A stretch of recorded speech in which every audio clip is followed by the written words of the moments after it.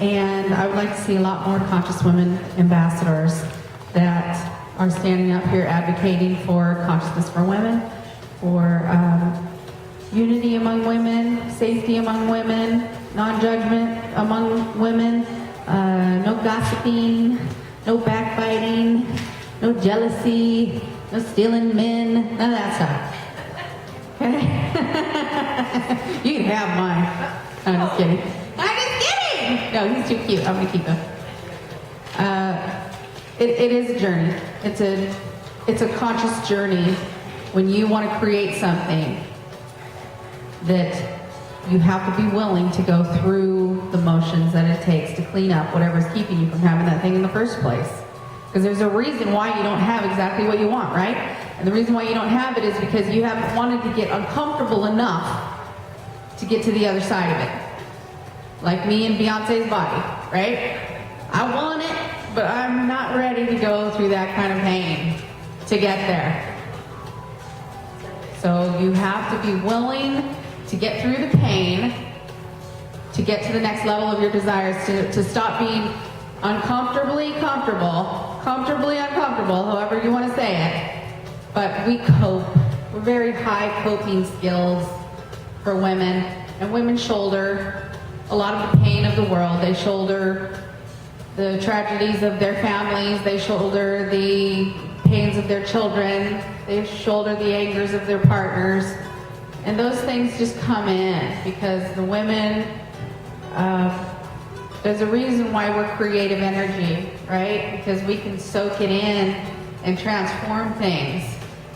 But guess what? If you have too much pain coming in and not enough releasing, you get sick. You get physically sick, mentally sick, spiritually sick.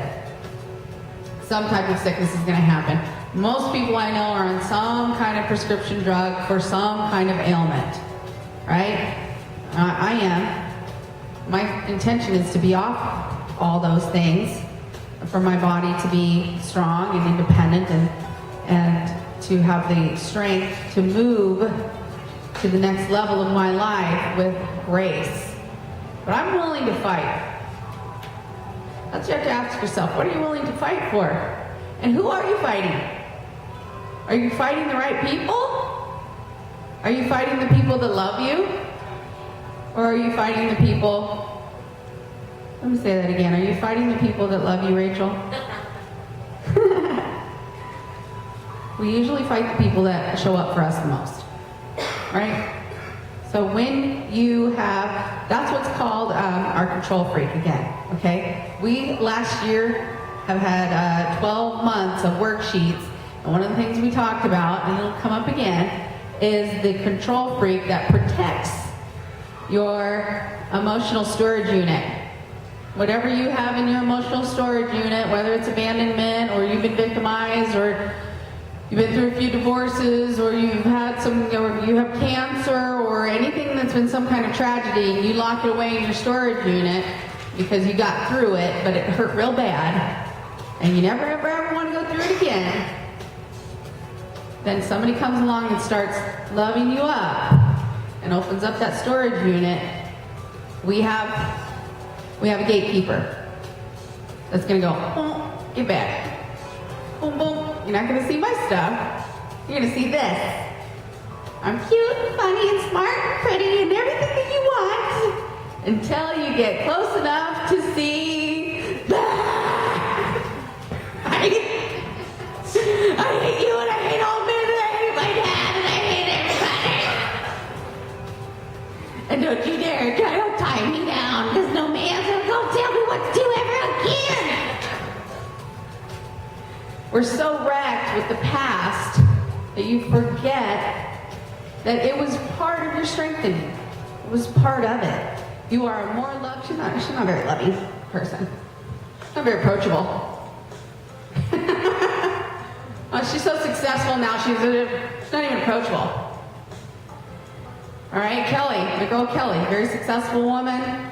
She has the safety of a good job. She gets to travel around and do fun things.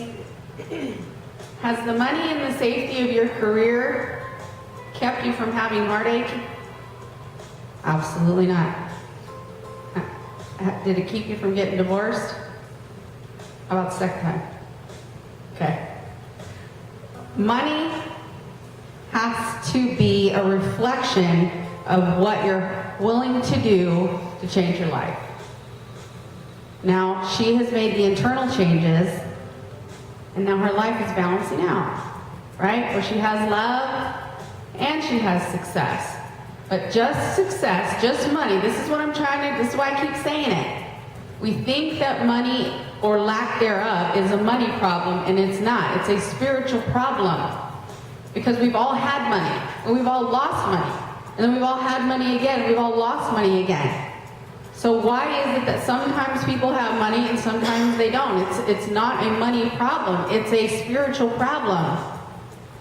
Lindsay Lohan, she's got money, look at her life. Absolute disaster, the girl's in pain. She's a wreck. Britney Spears has had money since she was 5 years old. She had a mental breakdown. Okay, Whitney Houston, money didn't save her. Okay, Jennifer Hudson, you know her from American Idol? All right, this woman just got her dreams handed to her. She finally got everything she ever wanted in life. She's a famous singer, she's going out there. Her mom and her brother both killed. Okay, nobody gets out of this unscathed. You're going to have bruised knees by the time you get out of here. You're going to have cuts and bruises and scars. And if you don't have them by the time you're 30 or 40 years old, then you haven't lived anyway. And I would send you back out there. If you came to me crying, and I asked, well, where's the pain in your life? Well, I don't have any pain. And if you come to me saying that you have a money problem, the first thing I'm going to ask you is how much love you have in your life. Because that's where the issue is. That is where it is. Because there's two reasons why we don't manifest what we want. It's either a value problem or it's a victim problem. Either you have been victimized in a way that every time you created something you liked, it was taken away from you. And now you have a fear that you will be victimized every time you create something good. Or you have a value problem, which is that you had people in your life that never talked you up, that always told you that you couldn't do that. All right, are you writing these things down? Because this is important. Where in your life do you have a victim problem or do you have a value problem? My husband could lose, he made $1 million for one company and lost it all within a year. Lost it all. And he could literally live in a studio apartment with, you know, a chair and an egg crate and be fine. He's not attached to the physical safeties of life. But look at women. There's a reason why we're a softer species. Okay? Men have the ability to live in a cave. Literally. Okay? We don't. We gotta do our hair, we gotta do our makeup, we gotta brush our teeth, we got 17 things to put on before we get out of the house. Alright? Women are different than men. Our vibration is different. We need safety to be creative. So for you to create safety in your life would be number one, and that's what we talked about with Ashley. Ashley quit her job. She had a little cushion money, very little cushion money. She had a chance to take a risk, but what happened was all her fears came up instead, huh, babe?